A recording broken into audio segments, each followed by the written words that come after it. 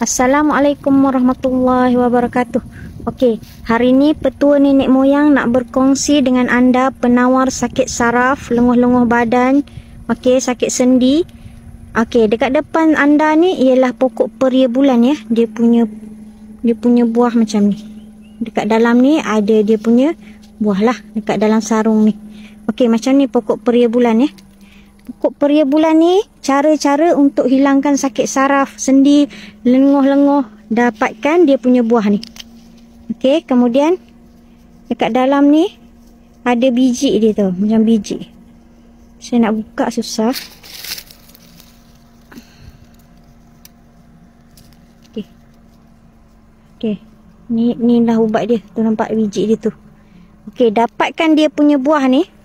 Anda kutip dia punya buah ni. Kutip buah dia.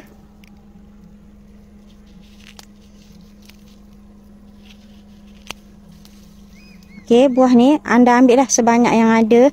Masukkan kat dalam periuk. Kemudian anda rebus.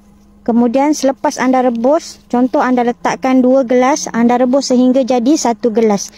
Minumlah sehingga anda sembuh. InsyaAllah hilang sakit-sakit sendi, sakit saraf yang ada dekat dalam badan anda. Okey, ini adalah penawar segala saraf. Semoga bermanfaat. Assalamualaikum warahmatullahi wabarakatuh.